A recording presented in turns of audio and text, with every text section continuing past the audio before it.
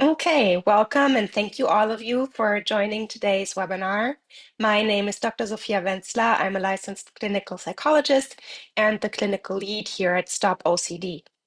StopOCD is a tech-enabled online therapy program that supports the guidance of a personal experienced OCD therapist with online sessions that guide you through an evidence-based therapy program. And StopOCD is basically bringing this webinar to you. Today, we're going to talk about the many faces of OCD slash OCD subtypes. But to make this a little less dry, I want to basically make it around the question that many people who suffer from OCD ask themselves. It's why am I having those thoughts? Why is it those thoughts that are coming back to me again and again? They seem random sometimes, and it can be helpful to understand, okay, this is a certain subtype of OCD. It can be easier to categorize it that way and understand it, but I want to dive even a little bit deeper into that at the end of the webinar when we're going to think about what do those thoughts have to do with you or don't have to do with you as a person. You're invited and encouraged to ask questions. Please write those questions down in the Q&A section. You can write them down during the webinar or afterwards. I'm going to try to get to as many of those as I can. Sometimes I even manage to answer follow-up questions. Just please don't raise your hand. I'm only going to answer questions in the Q&A section. Okay. So in the beginning, I'm just going to give you a quick reminder of the definition of OCD and how I see it. Then we're going to talk about the subtypes as I mentioned. I'm going to try to make it a little bit more interesting by giving you case examples and letting you guess a little bit before I give you the little bit more dry definition of each subtype that we're going to talk about. Then we're going to talk about core fears, a factor that is basically, yeah, at the foundation of OCD. And understanding those core fears will also hopefully help you understand what your intrusive thoughts may or may not say about you. Then we're going to conclude and jump into the Q&A section. Okay, so just quickly, what is OCD in a nutshell? It can take so many faces, but at the core, it's always the same. And the way that I like to explain it most is by really going through those letters. They are obviously abbreviations. O stands for obsession. Obsessions are unwanted, or we call them intrusive thoughts that we have again and again, and that cause distress, and that we feel are not our own thoughts, at least not the thoughts we want to think. So, a pretty common example of OCD, right, is people who have to check whether the stove is off again and again. And so that OCD cycle starts with the O, the intrusive thought of, for example, you leave the house, you go down 2 flights upstairs, and then all of a sudden this thought comes up. What if I left the stove on? Sometimes it's not even a thought, sometimes it's just a picture of, for example, something catching flames, and even in this very short moment, you might have an internal vision of the whole house burning down. And then the C stands for compulsion. Compulsions can be acts, mental, behavioral. Sometimes it's avoiding a certain action. It can be reassurance seeking. It's basically anything you do to reduce the distress that those intrusive thoughts cause. And if your intrusive thought is, what if I left the stove on? Then your compulsion most likely will be to go back and check.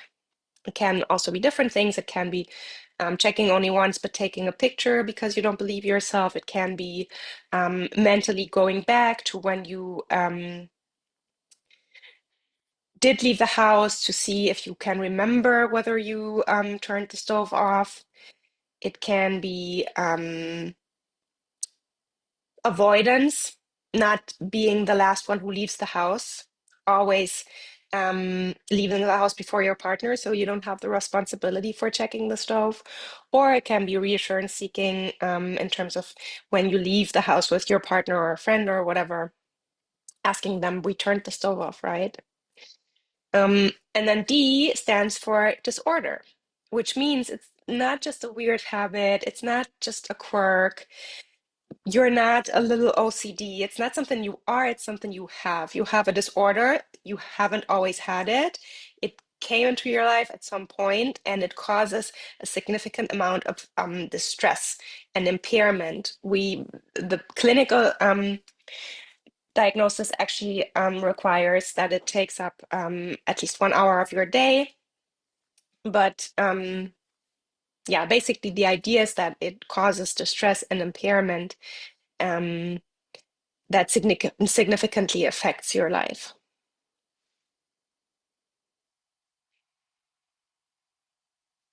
Okay, so as I said before, many people who suffer from OCD ask themselves, why those thoughts? They're so random. They have nothing to do with me. Why do they come back again and again and haunt me and torture me?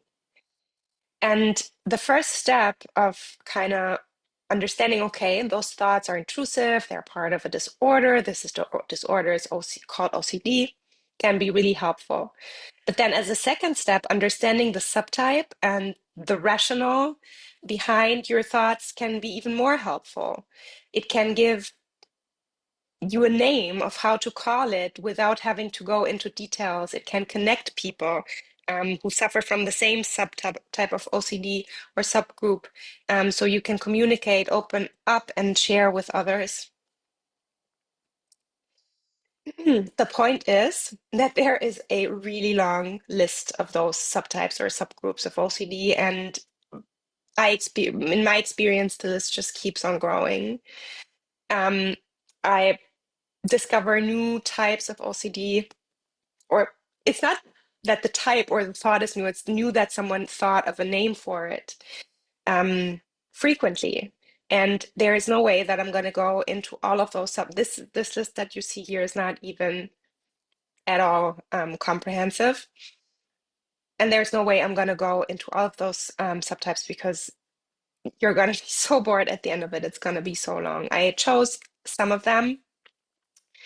The example I just gave you with the checking the stoves, that would be, whoops, sorry, responsibility for harm OCD, the second one in the list. So I'm not going to repeat that. That is basically a subgroup where you're really afraid of causing harm to others accidentally.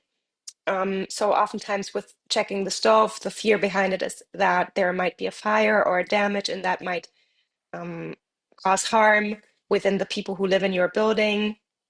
But responsibility for harm OCD can also be all kinds of other things. It can be rechecking mails, everything you write, WhatsApps, for fear of accidentally offending someone. There's even a subgroup in this subgroup that's called hit and run OCD, where you're afraid of accidentally, without noticing, running someone over with your car. And then the checking behavior would be to check again and again if there's bumps on your car, signs of a crash, or maybe even blood. So it can take different shapes and sizes, but it's always the idea that I'm responsible for harming someone else without knowing. Okay, and as I said, I want to make this kind of a little guessing game. So we're gonna go through some of those subtypes, and I'm gonna read a case example to you, and then you can think or guess what kind of subgroup that might be. Let's start. Sarah is a new mother who experiences intrusive, distressing thoughts and images of harming her 5-month-old son, Justin, especially when she's alone with him during bath time or while putting him to sleep. These obsessions often include vivid scenarios of being caught, jailed, and losing her family. To cope, she performs undoing rituals like kissing Justin and thinking loving thoughts, and frequently seeks reassurance from her husband. Sarah avoids being alone with her son whenever possible, particularly when he's sleeping, as she sees him as especially vulnerable.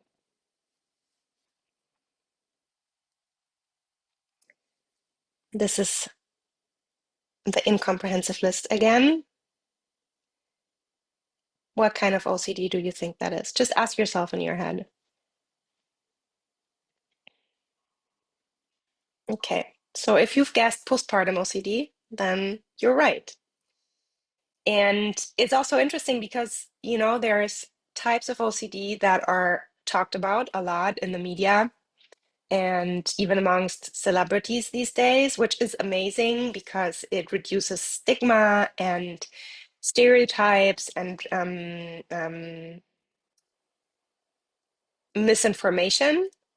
But people tend to talk openly about certain subgroups of OCD. For example, responsibility for harm OCD is something that's easier to talk about.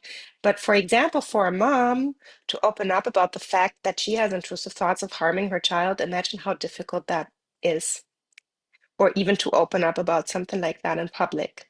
So, also understanding those subtypes can sometimes just help you understand, okay, it's not the OCD that I heard about, I don't know, I heard the celebrity talk about or that was displayed in this TV show, but it's still the same disorder, right? And it's still the same idea behind it. Anyways, so postpartum OCD can also be is also related to perinatal OCD, and it's a kind of OCD that usually breaks out during that time period of pregnancy, giving birth, and then caring for a baby. Um, it can happen to people who've had OCD before, but it can also just break out for the first time during this very vulnerable time in your life. And it's the fear of a parent that the newborn baby might get hurt, contaminated, or lost. Can even go into sexual obsessions, which is maybe even more uncomfortable. But it's all OCD. Doesn't mean that it's true. And compulsions can be avoidance, such as in the case example, avoiding bathing, holding the baby, being alone with the baby, reassurance seeking from your partner and close people, checking, for example, checking that the baby's breathing, that you dressed them right, and all kinds of things like that. And then mental rituals such as prayers and those kind of neutralizing rituals of like showing extra love to your baby to prove to yourself that you actually love them. And this is different from postpartum depression, right? That's a different diagnosis and also less talked about, as I mentioned before.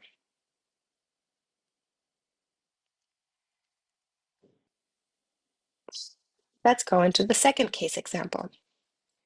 Carla, a 21-year-old college student, is involved in her first serious relationship. Like many young women, she wants to look and feel her best. While flipping through fashion accounts on Instagram, she notices how beautiful some of the female models are. All of a sudden, she has an intrusive thought. Maybe you find those women attractive. She starts to ask herself, am I aroused right now? Am I subconsciously attracted to women? The idea is distressing to her. She fears she might ruin her relationship. She repeatedly asks her boyfriend for reassurance, sometimes to his annoyance, and starts to avoid being alone with other women for fear of somehow losing self-control and sexually acting out. When an obsessive idea is triggered, she tells herself 3 times that she loves her boyfriend.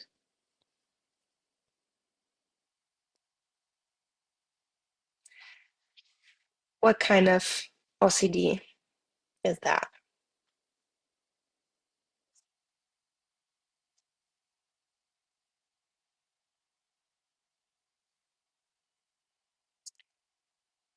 So that's what we call sexual orientation OCD. Also less talked about. There is a synonym for it, HOCD, short for homosexual obsessive compulsive disorder, which I personally don't like because that's not true. It's not always intrusive thoughts about being homosexual. You might as well be homosexual and have intrusive thoughts about being straight or bi or whatever it is. It's just the fear of being wrong about your sexual orientation. However, the intrusive thoughts about being homosexual are very frequent because in a lot of cultures or from a lot of backgrounds, that might be something that is less desired. And so more scary. So it basically means that you have intrusive thoughts around a fear that you are in denial about your sexuality or suppressing your true feelings and sexuality. And it can lead to a lot of different compulsions. For example, analyzing past interactions to see if you acted gay or straight, analyzing arousal levels in different situations, just like in the case example, avoiding things, activities, people. Oftentimes, also, like, for example, I had this one client who kind of their sexual orientation OCD started when he was watching soccer and he notices that he was paying attention to how the pants moved and how what's underneath the pants moved. So he was curious about that, and all of a sudden it really scared him because he thought maybe that means that I'm gay. And then his avoidance afterwards was to not look at the lower part of the body of men anymore. Um, Yeah, and actually, a very maybe a subgroup of sexual orientation OCD. I think you can use it as a subgroup is also the fear of being a pedophile. That's also something that's actually not uncommon because it is a very scary idea. And then also for those people, they avoid being close to kids, looking at pictures of children, being close to a playground, and it can really haunt you, this idea and the uncertainty. Okay. The next case example, Carrie is 11 years old and has been referred to therapy due to increasing difficulty keeping up at school. She describes feeling compelled to copy notes from the board in a very specific way. If it doesn't feel just right, she throws the entire page away and starts over. The same pattern applies to her homework, which has become increasingly time-consuming and frustrating. These rituals extend to her social life as well. Before speaking, she mentally rehearses conversations to ensure her words sound right. Although Carrie can't explain why she needs to do these things, not following through with them causes intense distress and sometimes even feelings of guilt.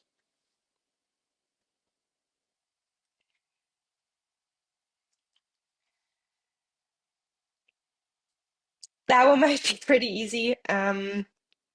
As I mentioned, the words just right in the case example. So that will be just right OCD, which is kind of a little bit of a group that is different from the other subgroups in terms of the fact that oftentimes there are no intrusive thoughts here. Um, Oftentimes people who have just right OCD can't really say, I'm afraid of anything if I don't, if something is not symmetrical or something doesn't feel just right. It's just, it has to be that way. And if it doesn't, it feels horrible. Just right OCD can also be called symmetry or ordering OCD. And it means that a person might experience intense feelings that something just isn't right until a number of compulsions have been performed. Um, exactly. And it's different from other subtypes of OCD because there might not be a real underlying fear. And then it's mostly the compulsions, that the rituals that you will notice. For example, putting things in the right place, touching things the right number of times, working through wording until it meets standards of being just right, um, or ordering and rearranging things until they look just right. And I didn't accidentally choose a child for this example. Actually, this is a client that I've really seen and helped. This kind of OCD oftentimes can manifest for the first time during childhood. The next one. While cutting salad next to his girlfriend, Frank suddenly has an intrusive image of stabbing her with the knife he's using. Disturbed, he immediately stops and leaves the kitchen, asking his girlfriend to finish preparing the meal. Over the following days, he experiences more and more of those distressing thoughts about harming himself or others and begins to fear he harbors repressed violent urges. To prevent acting on these thoughts, Frank adopts rituals supposed to keep him and his environment safe. For example, he avoids knives entirely, sits on his hands if he's near one, and goes to bed before his girlfriend to avoid accidentally hurting her while falling asleep.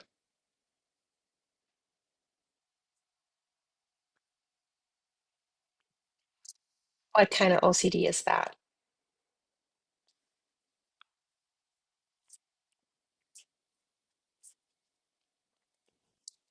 So that would be harm OCD. Another subgroup of OCD that is not talked about because admitting to such aggressive thoughts is very difficult, but in my experience, one of the most common presentations of OCD. I would almost say, but I mean, that's not representative. In my experience, it might even be the most common form. It's also called violent or aggressive OCD and centers around intrusive thoughts of hurting other people or oneself.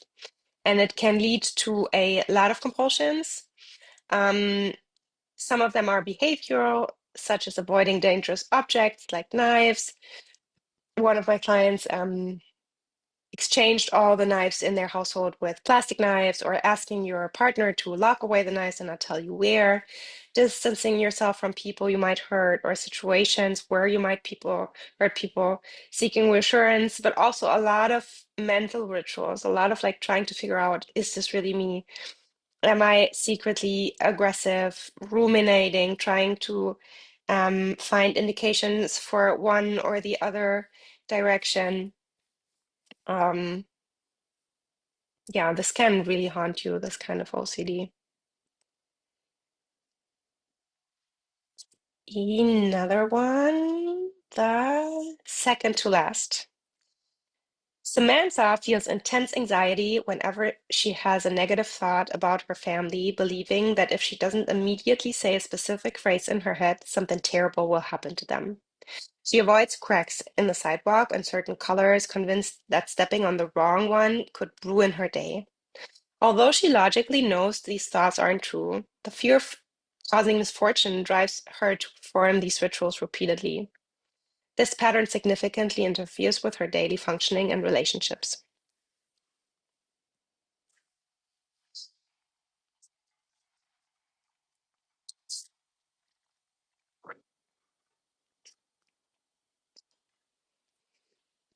So that would be magical thinking OCD.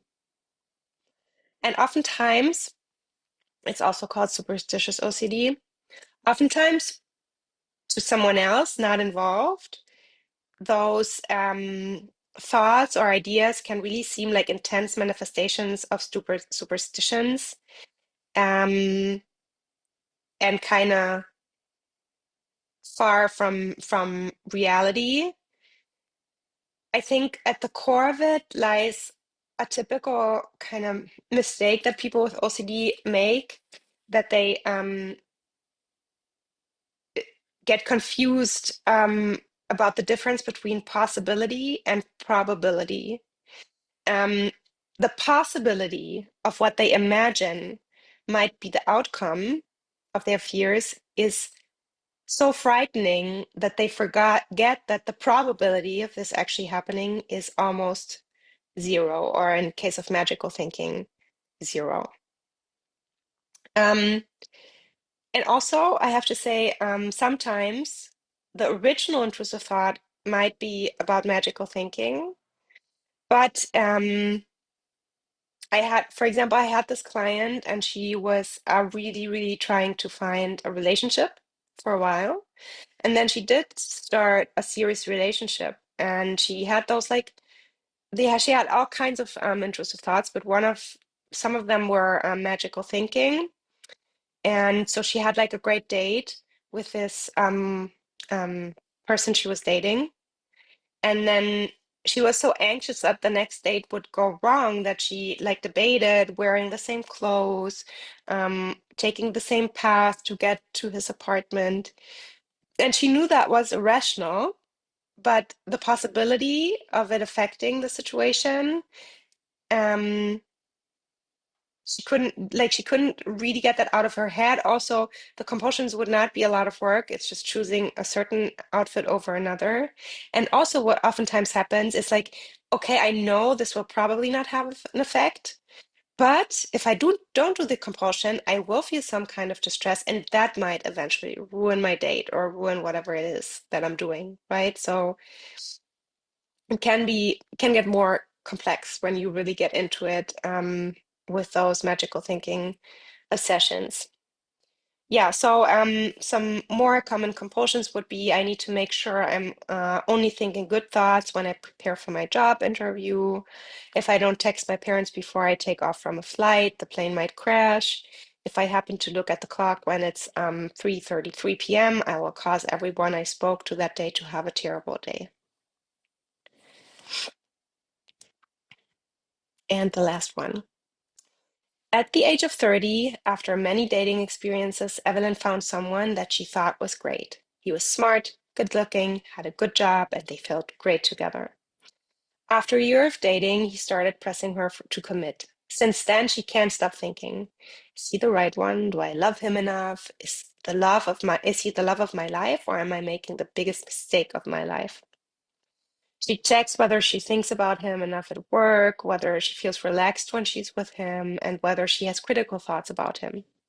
When she's unhappy or tense, she always thinks, maybe it is because I am not happy with him. Maybe he's not the one.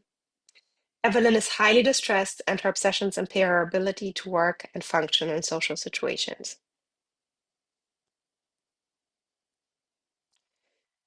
Okay, last time guessing.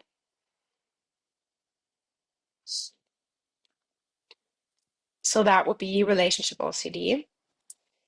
A very interesting subgroup of OCD, also a recent one that is gaining more and more attention. And there's actually a lot of research being done in this field. Um, there's no synonyms, but the abbreviation would be ROCD. And I personally think this is closely related to how our dating and love, dating world and experience of love and relationships changes, specifically in Western countries. Um, I don't know if specifically, but like, I mean, those are the cultures that I know the most or the best. Um, and I see, for example, that dating apps simulate this kind of illusion of an endless pool of possibilities when it comes to your partner. And I see clients that I have who are in a relationship who struggle not only with understanding whether this is, the relationship that they want to fight for, which makes sense, but also always have this idea of like there might be someone better out there because it feels like there are so many out there. Right. So I feel like this is one of the reasons why OCD becomes more and more common. It's actually very common. I see it a lot. So it's more than the normal occasional doubts about a partner or relationship. It actually presents as persistent, distressing, intrusive thoughts, and it can really interfere with life. There's kind of two kinds of OCD, ROCD, again, more subgroups. Relationship-centered obsessions. So are we in love? Doubts about feelings towards the partner or the partner's feelings towards myself and the rightness of the relationship. Am I in love with him? Is he in love with me? Are we having a good relationship? Just like in the example, the case example. And then partner focused obsessions. Is my partner good enough? And that is more about the worth of your partner, whether they're attractive, whether they have the right social qualities, whether they're intelligent enough. Um, and there's a lot of different compulsions. One example would be checking your own feelings and thoughts. Do I have doubts right now? Am I missing him? Am I loving him? If am I having butterflies in my stomach? And testing your partner, whether they are whatever, smart, intelligent, beautiful enough. Did I find her attractive now? Did I find her attractive when we woke up? Do I find her attractive in this dress? Do I find her attractive from that angle? Um, and the problem is that all of those compulsions and thoughts kind of make us be in our heads all the time, which stops us from the one thing that can indicate whether this is a relationship that's worth keeping, which is our emotions, right? You can't connect any to your feelings anymore if you test your partner or your relationship all the time. You're disconnecting from your emotions when you do that. So it's really tricky. Okay, so those are the top subtypes. It's definitely important to know what your OCD, what subtype it is. Oftentimes it's more than one. Oftentimes people have intrusive thoughts or compulsions, several subtypes. The problem is that sometimes it can differ from the general idea. And in terms of therapy, except for just right OCD, there's really not the core approach will always be the same. And there's something deeper if we want to look at the essence of OCD, and that's the core fears. Okay. So sometimes OCD seems random and nonsensical, but every person with OCD, except for just right OCD, has a core fear. And the core fear is basically the worst case scenario. If all of my what ifs that are connected to the OCD are thought until the end and worst and most horrific scenario. I'm going to give you an example of that shortly. And all OCD behaviors can then be seen as a way of avoiding this core fear from coming true. Okay. So Michael Greenberg, a researcher in the field, a researcher or kind of person in the field of OCD that I really, really think highly of, compares it to the different layers of an onion. Okay, so you go from the outer layers, the thought and the compulsions, to get to the core fear, and it's a chain of asking what if questions to the end. So let's say this OCD cycle starts with an intrusive thought, such as, I just had an intrusive image of me stabbing my girlfriend. What if that's true? That would mean that maybe I actually mean to do that. Why else would I have the thought? What if that's true? That would mean that I would stab her eventually. What if that's true? She will die in front of my eyes and I will go to jail. What if that's true? No one will ever visit me and everyone I know will think of me as a bad person. And what does that mean to me if that's true? That means that my core fear is rejection. The core fear behind my harm OCD is rejection.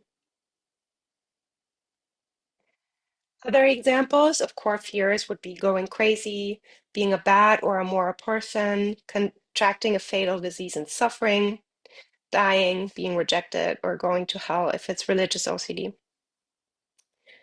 And there's different core fears that can stand behind the same OCD subgroup.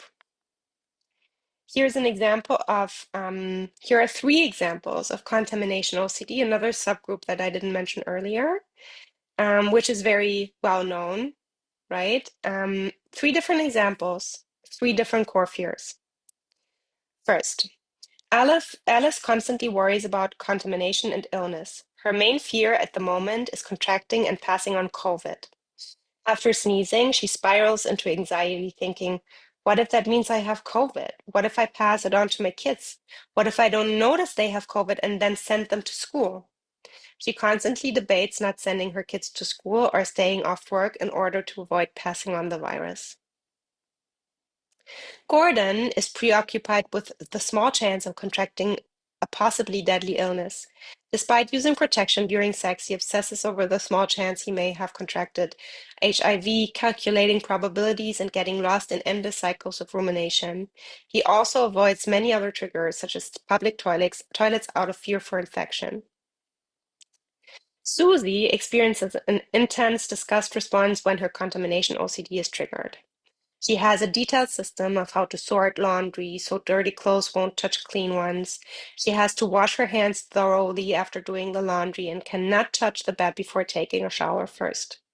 She feels a crawling sensation under her skin after touching the trash bin, even in her own home, a feeling she describes as unbearable.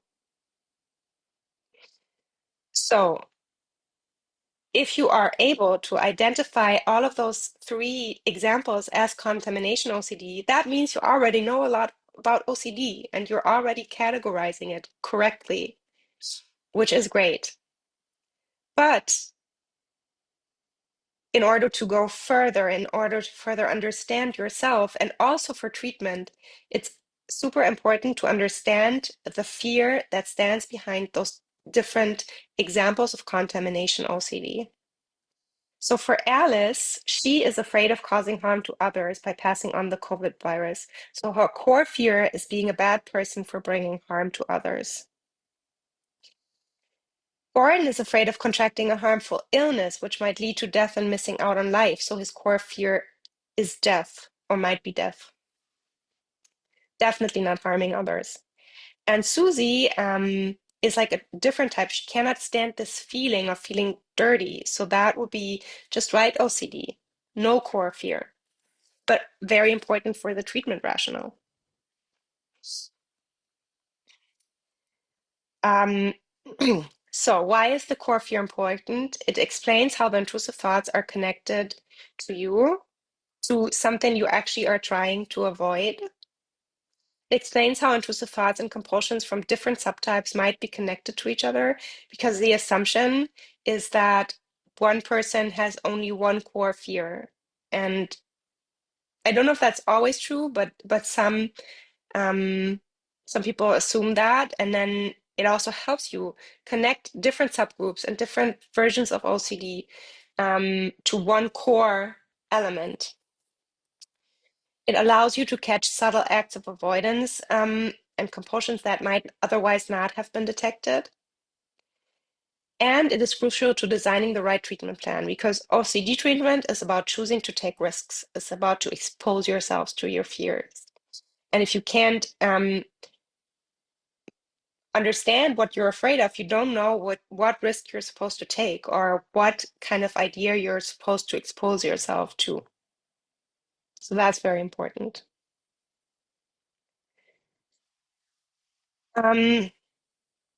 So after learning about core fears, what does that mean? What do our intrusive thoughts say about us or not? How are they connected to ourselves? So what that means, the core fears, is not that you are a bad or immoral or godless person for having those thoughts. It's not that something bad will happen because you are having those thoughts. And it's also not that you will do something bad or harmful because you're having the thoughts. Those thoughts are random.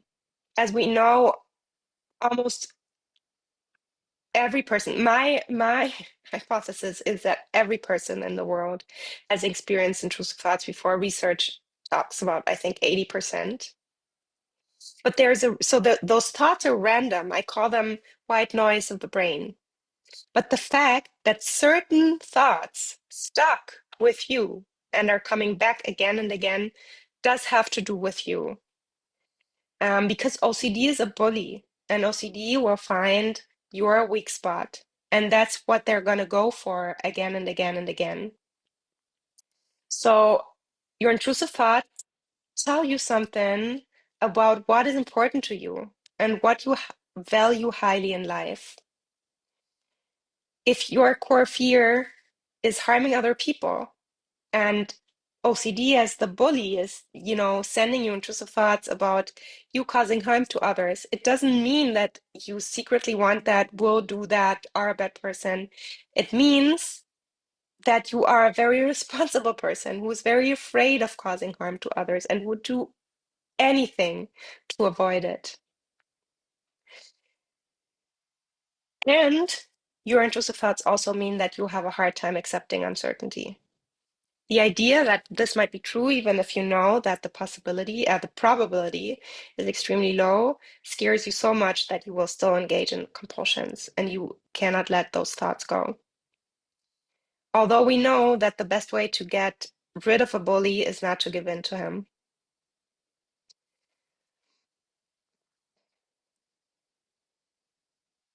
Yep, that's it for today.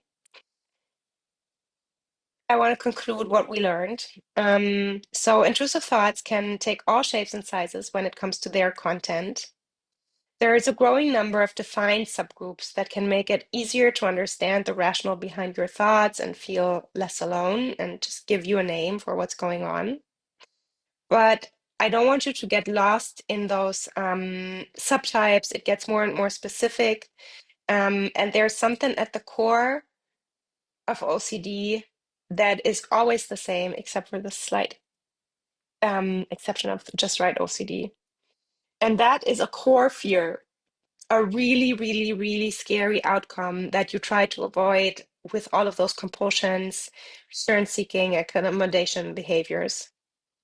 And understanding that core fear can help you understand the nature of your intrusive thoughts, why it's connected to you, and also can help you believe them less.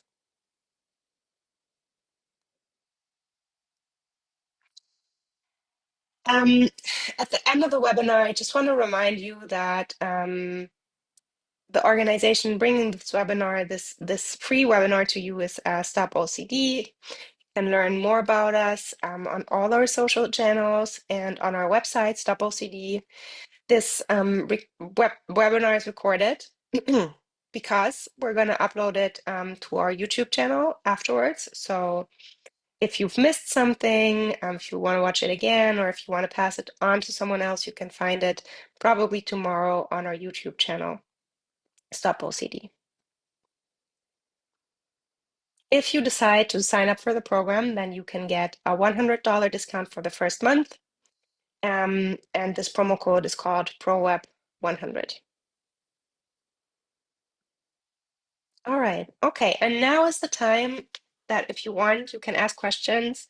Those can be about the webinar or generally questions you have when it comes to OCD. I see there's already one in the Q&A section.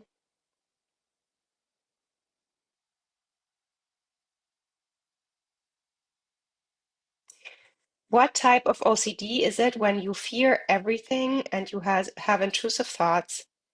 It's like waiting for the next shoe to drop.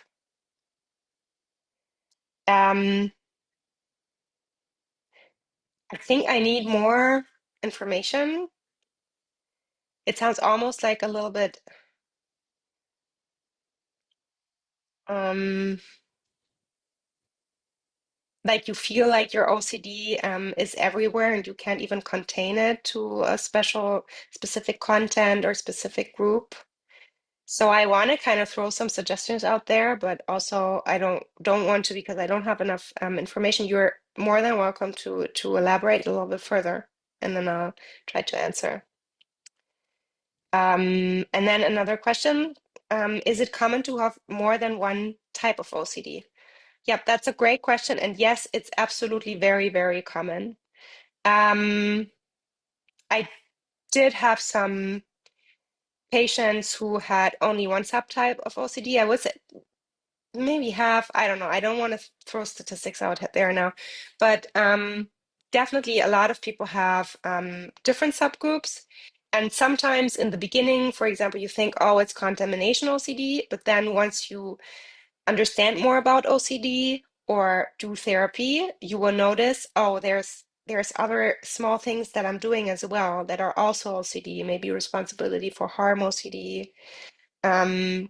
So that one patient that I mentioned earlier who had sexual orientation OCD around watching soccer players, he basically came in for harm OCD. And the harm OCD had started so drastically and so quickly that he, for a while, also had a hard time believing it's OCD because he said like this is not supposed to happen so late in life. He was like already at the end of his 20s.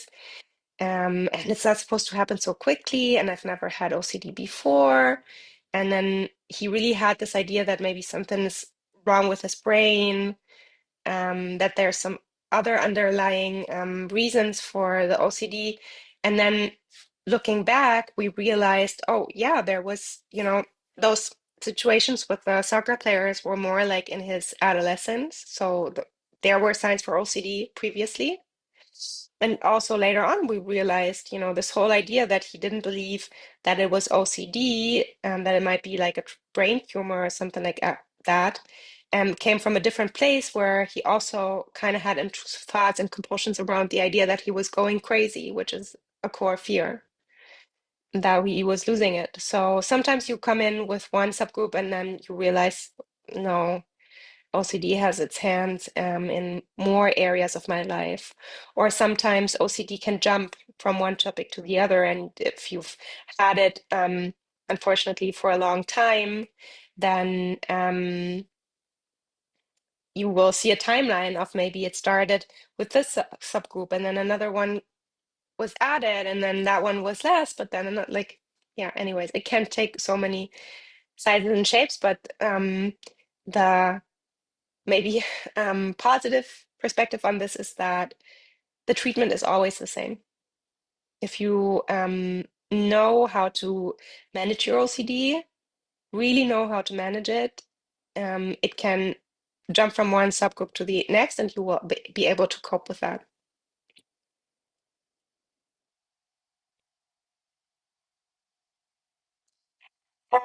Can you say more about core fears? Also, some reading resources to explore core fears. Um, Amazing question. Can I say more about it? I think the idea is pretty straightforward. It's like maybe some more thing that I can say about it is so usually when we treat OCD, maybe some of you will have heard about it. What we do is exposure with response prevention. That's the most effective way to treat OCD. And that means that you expose yourself to your fears. And when you have behavioral compulsions, that can be pretty straightforward, right? Let's take the example of the person who has to check the stove many times. So then therapy will be you leave the house, you don't check the stove. And you have to be in the state of distress again and again and again until the distress is not strong enough to make you do the compulsions anymore. But we have different kinds of of OCD where you cannot really do any of those behavioral exposures. And then you sometimes do imaginary exposures where you actually write a narrative um, where you take one intrusive thought and you think it ahead to the worst case scenario, just like I explained with the onion. And that's one thing to really, really tackle your core fear. It's write the story. It's not a story that you have to be like or be friends with, but it means okay, this core fear is controlling me, and the idea of it coming true is for so unbearable for me. I will do a lot of things that really negatively impact my life to avoid the mere chance. So doing imaginary exposure means I'm actively going to think about those scary things. I'm actively going to be in this place of distress, imagining myself really stabbing a person, my partner, and the worst case scenario coming true, not because I think it's going to come true, but because I want the thought to be less scary to me. And that is one intervention that's really difficult to do, very effective, and that really bases on this core fear. And in terms of reading resources, Michael Greenberg, Dr. Michael Greenberg, he has a website. He talks about core fears. I think he's a great resource for mental compulsions and the thought structures behind OCD in general.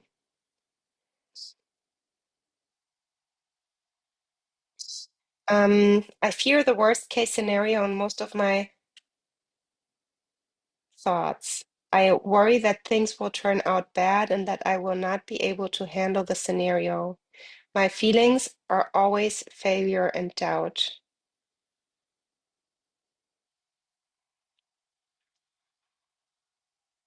Mm,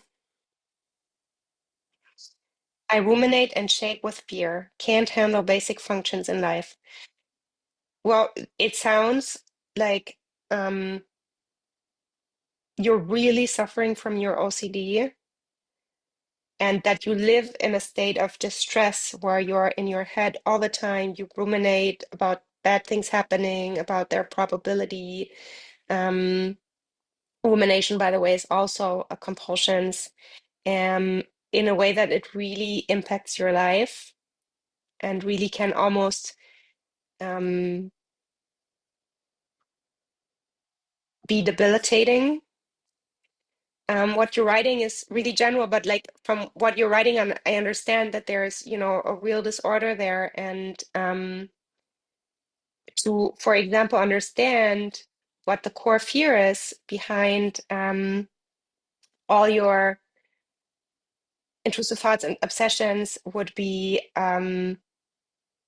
require, I think, therapy and talking to someone about this in depth, either in your area or through our program, if that's an option to you. Yeah, I'm sorry that the OCD has so much control in your life. I see someone raising their hand. I mentioned in the beginning, if you have a question, just write it down in the Q&A section. As you see, if I don't understand it correctly, I will ask, and then you will ask a follow-up question, and then usually I get to the point. We have another question. Can OCD manifest from trauma? Wait, how much time do we have? Oh, we have time. Um, so the cause for OCD is usually not one thing alone. And I would never say assuming that trauma is the one or leading cause for OCD. No, I wouldn't say it like that. However, if you think about the things that can lead to OCD breaking out, you have genetic predispositions, personality traits, which means like things that shape you as a person always.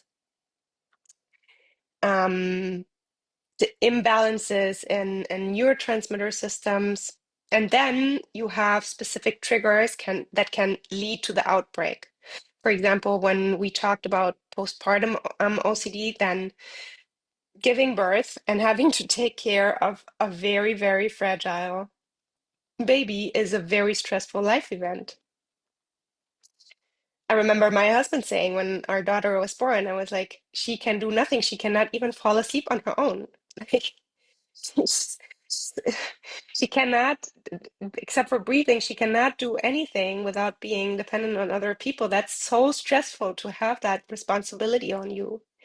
And that can lead to the outbreak, but usually in people where there's already a predisposition. In the same way, trauma can be a very, very, very stressful life event that can then lead to the outbreak of OCD. And I would also see a parallel there, whereas trauma, so first of all, trauma is a stressful life event, but then if you actually develop post-traumatic stress disorder, which doesn't happen after every traumatic event, but can happen, right?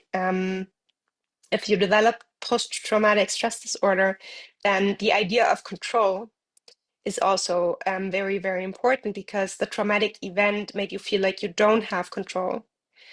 Um, and OCD can kind of give you this illusion of, yes, there's so many things that are dangerous and scary, but if you do this and that, then you will gain a sense of control, right? Through your compulsions. If you've checked the stove 10 times, then you will feel in control and calm, and you would know the stove is turned off. It's an illusion. It's not true. But if your need coming from a place of having gone through a traumatic event is to feel in control, then your OCD can really use that to kind of find its way in your life. So there can be a connection, but I would not say that trauma can be the main or only cause for OCD.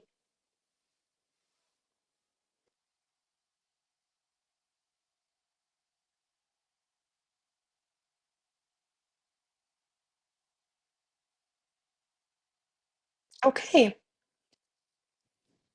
it looks like those are all the questions today. That's great. Then we'll also finish on time. Thank you so much for joining our webinar. I really appreciate it. Depending on where you are in the world, I hope you have a great rest of your day, and I hope to see you for the next one.